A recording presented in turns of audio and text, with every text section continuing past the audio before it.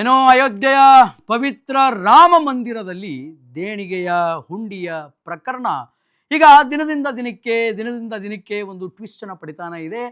ಆ ಪ್ರಕರಣವನ್ನ ಬಗೆದಷ್ಟು ಬಯಲಾಗ್ತಾ ಇದೆ ರಾಮನ ಹುಂಡಿಯ ರಹಸ್ಯ. ಬಹಳ ವಿಭಿನ್ನವಾಗಿರತಕ್ಕಂತಹ ವಿಚಾರಗಳು ಈಗ ಬೆಳಕಿಗೆ ಬರ್ತಾ ಇದೆ. ಅದಕ್ಕೆ ಸಂಬಂಧಪಟ್ಟಂತೆ ಬ್ರೇಕಿಂಗ್ ಇದೆ. ಬ್ರೇಕಿಂಗ್ ಪ್ಲೇಟ್ ಪ್ಲೀಸ್ ನೋಡೋಣ ಏನಿದೆ ಅನ್ನುವಂತಹ ವಿಚಾರ. ಬಗೆದಷ್ಟು ಬಯಲಾಗ್ತಾ ಇದೆ ರಾಮನ ಹುಂಡಿಯ ರಹಸ್ಯ. 500 ವರ್ಷಗಳ ಕನಸು ರಾಮರಾಜ್ಯದಲ್ಲಿ ಈಗ ಕೃಷ್ಣನ ಲೆಕ್ಕ. ಕೋಟ್ಯಾಂತರ ರಾಮ ಭಕ್ತರಿಗೆ ಘಾಸಿ ಮಾಡಿದಂತಹ ಈ ರಾಕ್ಷಸರು ರಾಮ ಮಂದಿರದ ಕೋಟಿ ದೇಣಿಗೆ ಹಣಕ್ಕೆ ಕನ್ನವನ್ನ ಹಾಕಿದ್ದಾರೆ. ಈ ನೀಚರು 42 ದಿನಗಳಲ್ಲಿ 70ಕ್ಕೂ ಹೆಚ್ಚು ಬಾರಿ ವ್ಯವಸ್ಥಿತವಾಗಿ ಹುಂಡಿಯ ಹಣವನ್ನ ಲೂಟಿ ಮಾಡಿದ್ದಾರೆ ಅನ್ನುವಂತಹ ವಿಚಾರ.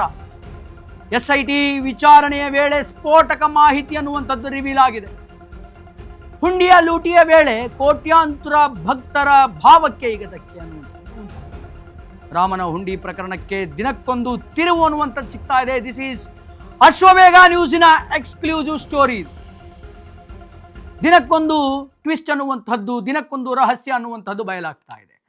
ಅತ್ಯಂತ ವ್ಯವಸ್ಥಿತವಾಗಿ 8 ಜನ ಆರೋಪಿಗಳು ಈ ಒಂದು ಹುಂಡಿಯ ಹಣವನ್ನ ಕದಿಯುವರಲ್ಲಿ ಸಕ್ಸಸ್ ಆಗಿದ್ದಾರೆ. SITಯ ತನಿಖೆಯಲ್ಲಿ ದಿನದಿಂದ ದಿನಕ್ಕೆ ಬಹಳ ಸ್ಪಷ್ಟವಾದಂತಹ ಹೊಸ ವಿಚಾರಗಳು ಬಯಲಿಗೆ ಬರ್ತಾ ಇದೆ. ಒಂದಲ್ಲ ಎರಡಲ್ಲ 500 ವರ್ಷಗಳ ಕನಸು ಅಯೋಧ್ಯೆಯಲ್ಲಿ ರಾಮ ಮಂದಿರ. ಅಂತಹ 500 ವರ್ಷಗಳ ಕನಸನ್ನ, ವಿಶ್ವಾಸವನ್ನ, ಆ ಮಂದಿರದ ಮೇಲಿರುವಂತಹ ಶ್ರದ್ಧಾ ಭಕ್ತಿ ನಂಬಿಕೆಗಳನ್ನ ಈ 8 ಜನ 8 ದಿನದಲ್ಲಿ ಮುರಿದು ಬಿಟ್ರಲ್ರಿ, 8 ದಿನದಲ್ಲಿ ಹಾಳು ಮಾಡಿಬಿಟ್ರಲ್ಲ ಅಂತ.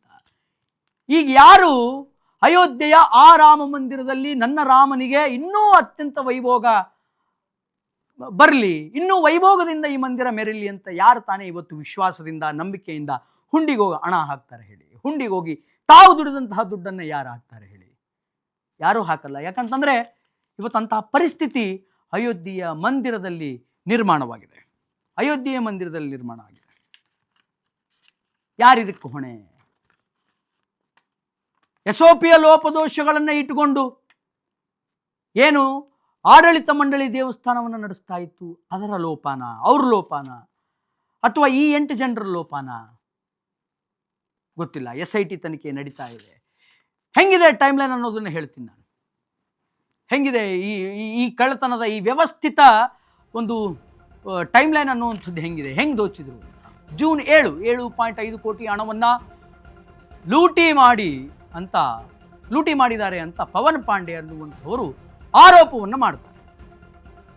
ಜೂನ್ 8ನೇ ತಾರೀಕು 200 ಕೋಟಿ ಹಣ ಲೂಟಿ ಆಗಿದೆ ಅನ್ನುವಂಥದ್ದು ಅಖಿಲೇಶ್ ಯಾದವ್ ಅವರ ಆರೋಪ. ಕಿಡಿಯನ್ನು ಕಾಡ್ತಾರೆ. ಜೂನ್ 9ಕ್ಕೆ CBI ED ತನಿಖೆಗೆ ಕೋರಿ ಪ್ರಧಾನಮಂತ್ರಿ ನರೇಂದ್ರ ಮೋದಿ ಅವರಿಗೆ ಒಂದು ಪತ್ರವನ್ನು ಬರೀತಾರೆ. ಜೂನ್ 10ನೇ ತಾರೀಕು ಅಕ್ರಮದ ಬಗ್ಗೆ ವರದಿಯನ್ನ ಪ್ರಧಾನಮಂತ್ರಿ ಕಾರ್ಯಾಲಯಕ್ಕೆ ಕಳಿಸಲಾಗುತ್ತೆ. ಜೂನ್ 10ನೇ ತಾರೀಕು. ಇನ್ನು ಜೂನ್ 11ನೇ ತಾರೀಕು ದೇಣಿಗೆಗೆ ಕಳವು ಆರೋಪವೇ ಸುಳ್ಳೆಂದ ಚಂಪತ್ರಾಯ್, ಜನರಲ್ ಸೆಕ್ರೆಟರಿ, ಅಲ್ಲಿನ ಜನರಲ್ ಸೆಕ್ರೆಟರಿ. 12ನೇ ತಾರೀಕು ಜೂನ್ 12ಕ್ಕೆ ಮಹಿಪಾಲ್ ಸಿಂಗ್ರಿಂದ ದೇಣಿಗೆ ಲೂಟಿ ಬಗ್ಗೆ ಮತ್ತೊಮ್ಮೆ ಆರೋಪ ಅನ್ನುವಂಥದ್ದು ಕೇಳಿಬರುತ್ತೆ. ಇನ್ನು ಜೂನ್ 13ನೇ ತಾರೀಕು ಪ್ರಕರಣದ ತನಿಖೆಗೆ ಉತ್ತರ ಪ್ರದೇಶದ ಯೋಗಿ ಸರ್ಕಾರ SITಯನ್ನು ರಚನೆ ಮಾಡುತ್ತೆ ತನಿಖೆ ಮಾಡಿ ಅಂತ. ಜೂನ್ 24ನೇ ತಾರೀಕು ಉತ್ತರ ಪ್ರದೇಶದ ಸರ್ಕಾರಕ್ಕೆ ಒಂದಲ್ಲ ಎರಡಲ್ಲ 150 ಪುಟದ ಮಧ್ಯಂತರ ವರದಿಯನ್ನ ದಾಖಲು ಕೊಡಲಾಗುತ್ತೆ.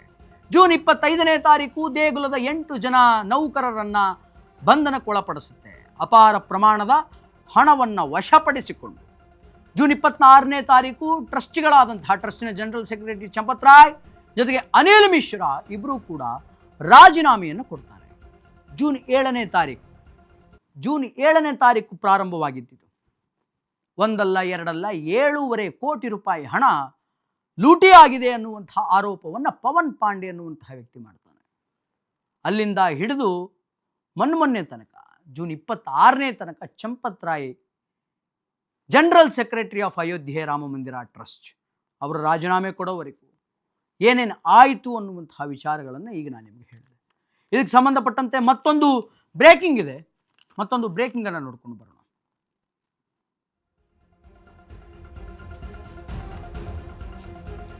ಇದು ಒಂದೆರಡು ಬಾರಿ ಆಗಿರುವಂತಹ ಕಳ್ಳತನವಂತೂ ಅಲ್ಲ ಅನ್ನುವಂತಹ ಆರೋಪ. 42 ದಿನಗಳ ಪೈಕಿ 70ಕ್ಕೂ ಹೆಚ್ಚು ಬಾರಿ ವ್ಯವಸ್ಥಿತವಾಗಿ ಹಣ ಲೂಟಿಯಾಗಿರಬಹುದು. SIT ತನಿಖೆಯಲ್ಲಿ 7.5 ಕೋಟಿ ದುರುಪಯೋಗದ ಲೆಕ್ಕ ಈಗ ಪತ್ತೆಯಾಗಿದೆ. 8 ಆರೋಪಿಗಳಿಂದ ಹುಂಡಿ ಹಣ ದೋಚಿದ್ದಾರೆ. 8 ಜನ ದೋಚಿದ್ದಾರೆ. ಆರೋಪಿಗಳಿಂದ ಬರೋಬ್ಬರಿ 80 ಲಕ್ಷ ಕ್ಯಾಶ್, ಕಾರು ಮತ್ತು 3 ಐಫೋನ್ಗಳು. ಟ್ರಸ್ಟ್ನ ಮಾಜಿ ಚಾಲಕ ಈಗ 50 ಕೋಟಿ ಆಸ್ತಿಯ ಮಾಲೀಕ. ಕೇವಲ 15ರಿಂದ 20 ಸಾವಿರ ಸಂಬಳ ಪಡಿತಾ ಇರುವಂತಹ 22 ವರ್ಷದ ವ್ಯಕ್ತಿ ಈಗ ಕೋಟ್ಯಾಧಿಪತಿಯಾಗಿದ್ದಾರೆ. 15 ಸಾವಿರ ಸಂಬಳ ಪಡಿತಾ ಇಲ್ಲ, ಒಬ್ಬನು 20 ಸಾವಿರ. ಮನೆಯಲ್ಲಿ 12 ಲಕ್ಷ ರೂಪಾಯಿ ದುಡ್ಡು ಸಿಕ್ಕಿದೆ. ನಕಲಿ ರಸೀದಿಯನ್ನು ನೀಡಿ ಭಕ್ತರ ಬಳಿ ಚಿನ್ನ ಬೆಳ್ಳಿಗಳನ್ನು ಕಬಳಿಸಿದ್ದಾರೆ. 8 ಜನ ಆರೋಪಿಗಳು ಮಂದಿರದ ನೌಕರರು ಆಗಿದ್ದು ಹೇಗೆ? ಟ್ರಸ್ಟ್ನವರು ದೇಣಿಗೆ ಎಣಿಕೆ ಜವಾಬ್ದಾರಿಯನ್ನ SBIಗೆ ವಹಿಸಿದ್ರು.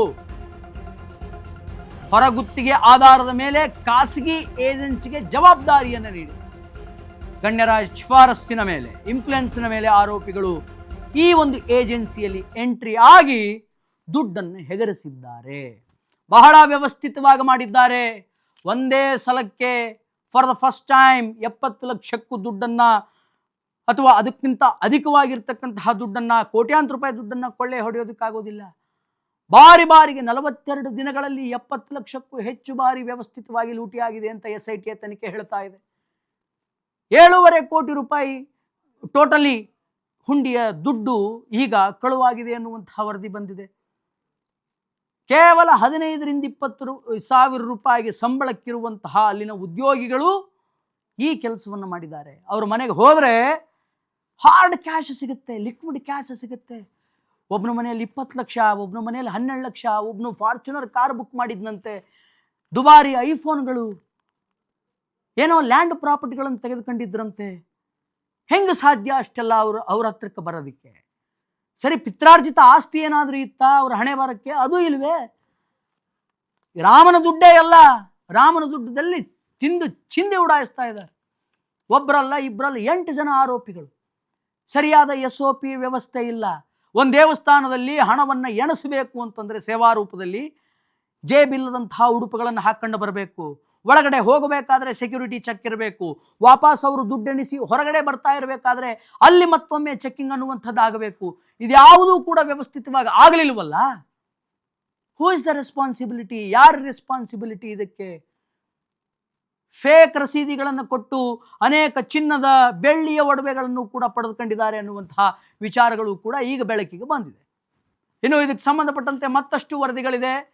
ಯಾವ್ಯಾವ ಮಹಾನುಭಾವರು ಏನೇನು ಮಾಡಿದ್ದಾರೆ ನೋಡೋಣ. ಟಿನ್ನು ಯಾದವ್ ಹುಂಡಿಯ ಹಣವನ್ನು ಎಣಿಕೆ ಮಾಡುವ ಉಸ್ತುವಾರಿಯಾಗಿದ್ದ ಚಂಪಕ್ ರೈ ಅವರ ಡ್ರೈವರ್ ಈತ ಟಿನ್ನು ಯಾದವ್ ಅನ್ನುವಂತಹ ವ್ಯಕ್ತಿ. General secretary of Ayodhya Rama Mandir trust champak Rai ಅವರ ಕಾರ್ಯದರ್ಶಿಗಳು ಏನಾಗಿದ್ರು ಚಂಪಕ್ ರೈ ಅವರ ಕಾರು ಚಾಲಕ ಈ ಟಿನ್ನು ಯಾದವ್.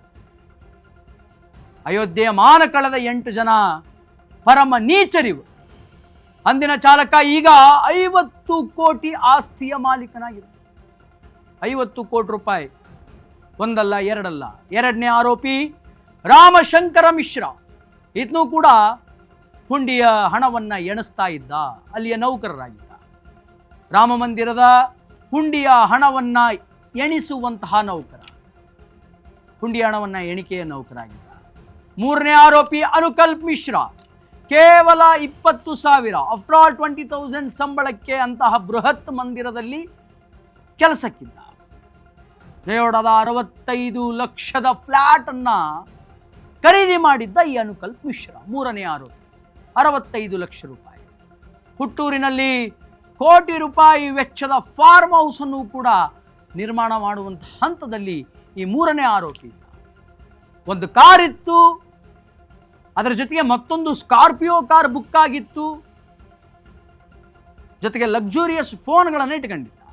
ನಾಲ್ಕನೇ ಆರೋಪಿ ಲವಕುಶ ಮಿಶ್ರಾ. ಇವರೆಲ್ಲ ಒಂದೇ ಸಂಬಂಧಿಕರು, ಬಳಗದವರು. ಅವನು ಇವನಿಗೆ ಅಳಿಯ ಆಗಬೇಕು, ಅವನಿಗೆ ಮಾವ ಆಗಬೇಕು.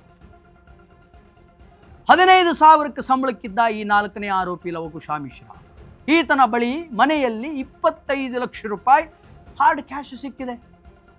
ಅಯೋಧ್ಯೆ ಲಕ್ನೋ ಹೈವೇ ಬಳಿ 8.8 ಲಕ್ಷದ ಸೈಟನ್ನು ಖರೀದಿ ಮಾಡಿದ್ದಾನೆ. ಲಕ್ನೋ ಮತ್ತು ಅಯೋಧ್ಯೆಯ ಹೈವೇ ಬಳಿ ಸೈಟನ್ನು ಹೆಂಡತಿ ಹೆಸರಿಗೆ ಮಾಡಿಸಿದಂತಹ ಒಂದು ಆರೋಪ ಈತನ ಮೇಲೆ ಕೇಳಿಬರ್ತದೆ. ಲವಕುಶ ಮಿಶ್ರಾ ಈತನ ಮನೆಯ ಮೌಲ್ಯವೇ ಬರೋಬ್ಬರಿ 25 ಲಕ್ಷ ರೂಪಾಯಿ. ರೈಟ್ ನಾವು ಈಗಿರುವಂತಹ ಮನೆಯ ಬೆಲೆ. ಲವಕುಶ ಮಿಶ್ರಾ SIT ದಾಳಿ ವೇಳೆ ಆತನ ಮನೆಯನ್ನು ಜಪ್ತಿ ಮಾಡಲಾಗಿತ್ತು. ಆಗ ಆತನ ಮನೆಯಲ್ಲಿ 12 ಲಕ್ಷ ರೂಪಾಯಿ ಅನ್ನುವಂತಹ ಹಣ ಸಿಕ್ಕಿತ್ತು. 1 ಲಕ್ಷಕ್ಕೂ ಹೆಚ್ಚಿನ ಮೊತ್ತದ ಬೈಕನ್ನು ಕೂಡ ರೀಸೆಂಟ್ ಆಗಿ ಈತ ಖರೀದಿ ಮಾಡಿದ್ದ. 1 ಲಕ್ಷಕ್ಕೂ ಅಧಿಕ ಮೊತ್ತದ ಬೈಕ್. ಇನ್ನು ಅವಿನಾಶ್ ಶುಕ್ಲಾ 5ನೇ ಆರೋಪಿ, ಪರಿಚಾರಕನಾಗಿ ಕೆಲಸ ಮಾಡ್ತಾ ಇದ್ದ. ರಾಮ ಮಂದಿರದ ಪರಿಚಾರಕನಾಗಿ ಈತ ಕಾರ್ಯವನ್ನು ನಿರ್ವಹಿಸ್ತಾ ಇದ್ದ. ಬ್ಯಾಂಕ್ ಅಕೌಂಟಲ್ಲಿ 5 ಲಕ್ಷ ಜೊತೆಗೆ ಇನ್ನೂ ಉಳಿದಂತಹ ಖಾತೆಗಳಲ್ಲಿ 58 ಲಕ್ಷ ರೂಪಾಯಿ ಜಪ್ತಿ ಮಾಡಿದೆ SIT. ರಾಮ ಮಂದಿರದ ಹುಂಡಿಯ ಎಣಿಕೆಯ ಮತ್ತೊಬ್ಬ ನೌಕರ ಆರೋಪಿ ಮನೀಶ್ ಯಾದವ್, ಈತನು ಕೂಡ ದುಡ್ಡು ಎಣಿಸ್ತಾ ಇದ್ದ. ಈತನ ಬ್ಯಾಂಕ್ ಖಾತೆಯನ್ನು ನೋಡಿದಾಗ ಅಲ್ಲಿ ಸಿಕ್ಕದ್ದು 36 ಲಕ್ಷ ರೂಪಾಯಿ. ಅದನ್ನು SIT ಜಪ್ತಿ ಮಾಡಿದೆ. ಈತನ ಖಾತೆಯಲ್ಲಿದ್ದಂತಹ 36 ಲಕ್ಷ ರೂಪಾಯಿ ದುಡ್ಡನ್ನು ಜಪ್ತಿ ಮಾಡಿದೆ. 7ನೇ ಆರೋಪಿ ಸುಭಾಷ್ ಚಂದ್ರ ಶ್ರೀವತ್ಸವ್, ಬ್ಯಾಂಕಿನ ಮಾಜಿ ಉದ್ಯೋಗಿ.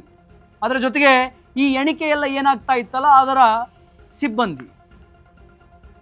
8ನೇ ಆರೋಪಿ ಕರುಣೇಶ್ ಪಾಂಡೆ, ಟ್ರಸ್ಟಿನ ಹೆಸರಿನಲ್ಲಿ ನಕಲಿ ರಸೀದಿಗಳನ್ನು ಕೊಟ್ಟು ದುಡ್ಡನ್ನು ಪಡಿತಾ ಇದ್ದ ಈ ಕರುಣೇಶ್ ಪಾಂಡೆ ನಕಲಿ ರಸೀದಿಗಳನ್ನು ಸೃಷ್ಟಿ ಮಾಡಿ ಭಕ್ತರಿಂದ ದೇಣಿಗೆಯನ್ನು ಪಡಿತಾ ಇದ್ದ. ನಾಟ್ ಓನ್ಲಿ ಕ್ಯಾಶ್, ಚಿನ್ನವನ್ನು ಪಡೆದುಕೊಂಡಿದ್ದಾನೆ, ಬೆಳ್ಳಿ ಆಭರಣಗಳನ್ನು ಕದ್ದಿದ್ದಾನೆ. ಈ ರೀತಿಯಾದಂತಹ ಆರೋಪ ಈ 8ನೇ ಆರೋಪಿ ಕರುಣೇಶ್ ಪಾಂಡೆ ಮೇಲಿದೆ. ಚಿನ್ನ, ಬೆಳ್ಳಿ, ಬಂಗಾರವನ್ನು ನಕಲಿ ರಸೀದಿ ಮೂಲಕ ಇವರೆಲ್ಲ ಕೊಳ್ಳೆ ಹೊಡೆದಿದ್ದಾರೆ. SBIಗಿತ್ತು ಇದರ ಅಥಾರಿಟಿ. ರಾಮ ಮಂದಿರ ದೇವಸ್ಥಾನದ ಹಣವನ್ನು ಎಣಿಸುವಂತಹ ಸಂಪೂರ್ಣ ಜವಾಬ್ದಾರಿ ಇದ್ದಿದ್ದು ಸ್ಟೇಟ್ ಬ್ಯಾಂಕ್ ಆಫ್ ಇಂಡಿಯಾಗೆ.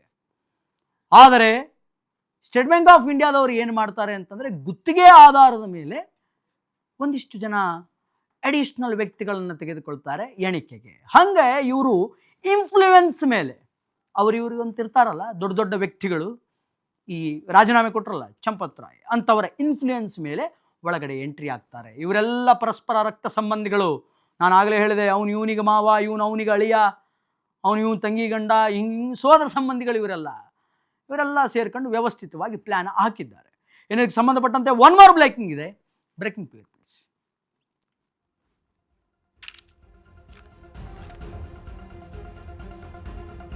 ಈ 8 ಆರೋಪಿಗಳು ಹುಂಡಿಯನ್ನ ಲೂಟಿ ಮಾಡಿದ್ದು ಹೇಗೆ ಅನ್ನುವಂತಹ ಪ್ರಶ್ನೆ. ಕಾಣಿಕೆ ಎಣಿಸುವಾಗ ಸಿಬ್ಬಂದಿಯ ತಪಾಸಣೆ ಆಗ್ತಾ ಇರಲಿಲ್ಲ. ಕ್ಯಾಮ್ರಾ ಕಣ್ಣಿಗೆ ಒಬ್ಬನು ಅಡ್ಡ ನಿಂತು ಇನ್ನೊಬ್ಬ ತನ್ನ ಕೈ ಚಳಕವನ್ನು ತೋರಿಸ್ತಾ ಇದ್ದ. CC ಕ್ಯಾಮ್ರಾಗೆ ಕಣ್ ತಪ್ಪಿಸಿ ಜೇಬಿಗೆ ಹಣವನ್ನು ತುಂಬಿಸ್ಕೊಳ್ತಾ ಇದ್ದಂತಹ ಕಳ್ಳರು ಹಣವನ್ನು ಪ್ಯಾಂಟ್ ಶರ್ಟ್ ಜೇಬಿಗೆ ತುಂಬಿಸ್ಕೊಂಡು ಹೋಗ್ತಾ ಇದ್ರು. ಕದ್ದ ಕಾಣಿಕೆಯ ಹಣ ಶೌಚಾಲಯದಲ್ಲಿ, ದೇವಸ್ಥಾನಕ್ಕೆ ಸಂಬಂಧಪಟ್ಟಂತಹ ಶೌಚಾಲಯ ಇರುತ್ತಲ್ಲ ಅಲ್ಲಿ ಬಚ್ಚಿಡ್ತಾರೆ. ಕೆಲಸ ಮುಗಿದಂತಹ ದಿನ ಅದಾದ ಮೇಲೆ ಆ ದುಡ್ಡನ್ನು ತೆಗೆದುಕೊಂಡು ಹೋಗ್ತಾ ಇದ್ರು. ಬಳಿಕ 8 ಜನ ಮನೆಯಲ್ಲಿ ಸಮಾನವಾಗಿ ಅದನ್ನು ಹಂಚಿಕೊಳ್ತಾ ಇದ್ರು. ಎಣಿಸುವಾಗ ಬಣ್ಣದಲ್ಲಿ ಜಾಸ್ತಿ ನೋಟು ಸೇರಿಸಿ ಕಂತೆಗಳಿರ್ತಾ ಇತ್ತು. ಹಣ ತುಂಬುವಾಗ ಸೇರಿಸಿದಂತಹ ನೋಟುಗಳನ್ನೇ ಇವರು ಸಂಪೂರ್ಣವಾಗಿ ಕಳ್ಳತನ ಮಾಡ್ತಾರೆ. ಕಾಣಿಕೆಯಾಗಿ ಬಂದಂತಹ ಬಂಗಾರ, ಬೆಳ್ಳಿ, ವಿಗ್ರಹಗಳು ನಾಪತ್ತೆ ಆಗೋದಕ್ಕೆ ಪ್ರಾರಂಭ ಆಯಿತು. ರಾಮನ ಹುಂಡಿ ಕಳ್ಳತನದ ಕೇಸಿಗೆ ಈಗಲೂ ಕೂಡ ನಿರಂತರವಾಗಿ ಟ್ವಿಸ್ಟ್ ಮೇಲೆ ಟ್ವಿಸ್ಟ್ ಸೇರ್ತಾ ಇತ್ತು. ಅಷ್ಟು ದೊಡ್ಡ ಮಂದಿರ, ಅಷ್ಟು ದೊಡ್ಡ ಮಂದಿರದಲ್ಲಿ ಬೇರೆ ಬೇರೆ ವ್ಯವಸ್ಥಾಪಕರು ಇರ್ತಾರೆ, ಸೆಕ್ಯೂರಿಟಿ ಇರುತ್ತೆ. ಹೆಂಗೆ ಇವರು ಕಳ್ಳತನ ಮಾಡಿದ್ರು ಅನ್ನುವಂಥದ್ದು ಒಂದು ಆರೋಪ, ಒಂದು ಪ್ರಶ್ನೆ ಈಗ ಜನಗಳಿಗೆ. ಒಂದು ಬೇಸಿಕಲಿ ಹಣ ಎಣಿಸುವಂತಹ ಒಂದು ರೂಮ್ ಇರುತ್ತೆ. ಆ ರೂಮಿನಲ್ಲಿ ನಿರಂತರವಾಗಿ 500 ರೂಪಾಯಿ ಕಟ್ಟುಗಳು, ದುಡ್ಡಿನ ಕಂತೆಗಳು ಬಂದು ಸೇರ್ಕೊಳ್ತಾ ಇರುತ್ತೆ. ಒಂದು ದಿನ ಅಲ್ಲಿಯ ಮೇಲಧಿಕಾರಿಗಳಿಗೆ ಯಾಕೆ ಹಣದ ಕಟ್ಟುಗಳು ಕಡಿಮೆ ಇದೆ ಅಂತ ಅನಿಸಿದಾಗ ಅವರು ಹಿಡನ್ ಕ್ಯಾಮ್ರಾ ಒಂದನ್ನು ಫಿಕ್ಸ್ ಮಾಡ್ತಾರೆ. ಯಾರಿಗೂ ತಿಳಿಯದಂತೆ ಒಂದು ಹಿಡನ್ ಕ್ಯಾಮ್ರಾ ಫಿಕ್ಸ್ ಮಾಡ್ತಾರೆ. ಆ ಹಿಡನ್ ಕ್ಯಾಮ್ರಾದಲ್ಲಿ ಇವರ ಕೈ ಚಳಕ ಬಹಳ ಸ್ಪಷ್ಟವಾಗಿ ಗೊತ್ತಾಗಿದೆ. CCTV ಏನಿರುತ್ತಲ್ಲ ದುಡ್ಡನ್ನು ಇಡುವಂತಹ CCTV ರೂಮು, ಆ ರೂಮಿನಲ್ಲಿ ಒಂದು CCTV, ಆ CCTVಗೆ ಅಡ್ಡ ನಿಂತು ಒಬ್ಬನು ಕ್ಯಾಮ್ರಾ ಕವರ್ ಮಾಡಿದರೆ ಮತ್ತೊಬ್ಬನು ಬಂದು 500 ರೂಪಾಯಿ ಕಂತುಗಳೇನಿರುತ್ತೆ, ಕಟ್ಟುಗಳೇನಿರುತ್ತೆ ಅದನ್ನು ತಗೊಂಡು ಜೇಬಲ್ಲಿ ಇಟ್ಕೊಳ್ತಾನೆ. ಹೆಂಗಿದ್ರು SOP ಇಲ್ಲ, ಸೆಕ್ಯೂರಿಟಿ ಚೆಕ್ ಮಾಡಲ್ಲ. ಅದನ್ನು ತಗೊಳ್ಳೋದು, ಬಾತ್ರೂಮಲ್ಲಿ ಬಚ್ಚಿಡೋದು, ಕೆಲಸ ಮುಗಿದ ಮೇಲೆ ಬಾತ್ರೂಮಲ್ಲಿ ಬಚ್ಚಿಟ್ಟಂತಹ ದುಡ್ಡನ್ನು ಮತ್ತೆ ಜೋಬಿಗೆ ಹಾಕೊಳ್ಳೋದು, ಮನೆಗೆ ಹೋಗೋದು, 8 ಜನ ಸಮವಾಗಿ ಅದನ್ನು ಹಂಚಿಕೊಳ್ಳೋದು, ಸಮವಾಗಿ ಹಂಚಿಕೊಳ್ಳೋದು. ಬರೀ ನಾಟ್ ಓನ್ಲಿ ಲಿಕ್ವಿಡ್ ಕ್ಯಾಶ್, ಬರೀ 500 ರೂಪಾಯಿ ಕಂತೆಗಳಷ್ಟೇ ಅಲ್ಲ, ರಾಮನಿಗೆ ಭಕ್ತಾದಿಗಳು ಭಕ್ತಿಪೂರ್ವಕವಾಗಿ ಕೊಟ್ಟಂತಹ ಚಿನ್ನ, ಬೆಳ್ಳಿ, ದೇವತಾ ಪ್ರತಿಮೆಗಳು, ಎಕ್ಸೆಟ್ರಾ ಎಕ್ಸೆಟ್ರಾ, ಏನಿದೆ ಅದು, ಏನು ಮನಸ್ಸಿಗೆ ಬರುತ್ತದು, ಹಿಂಗೆ ದೋಚಿ ಇವತ್ತು ಮತ್ತೊಂದು ಕಪ್ಪು ಚುಕ್ಕೆಯನ್ನು ಅಯೋಧ್ಯೆ ರಾಮ ಮಂದಿರಕ್ಕೆ ಈ ನೀಚರು ತಂದಿಟ್ಟಿದ್ದಾರೆ. SITಯ ತನಿಖೆ ಆಗ್ತಾ ಇದೆ, ಬಗೆದಷ್ಟು ರಹಸ್ಯಗಳು ಬಯಲಿಗೆ ಬರ್ತಾ ಇದೆ. ಮತ್ತೆ ಮುಂದೆ ಏನಾಗುತ್ತೆ, ಎಲ್ಲಿವರೆಗೂ ಈ ಪ್ರಕರಣ ಬಂದು ನಿಲ್ಲುತ್ತೆ ಅನ್ನುವಂಥದ್ದನ್ನು ನಾವು ಮತ್ತು ನೀವು ಕಾದು ನೋಡಬೇಕು.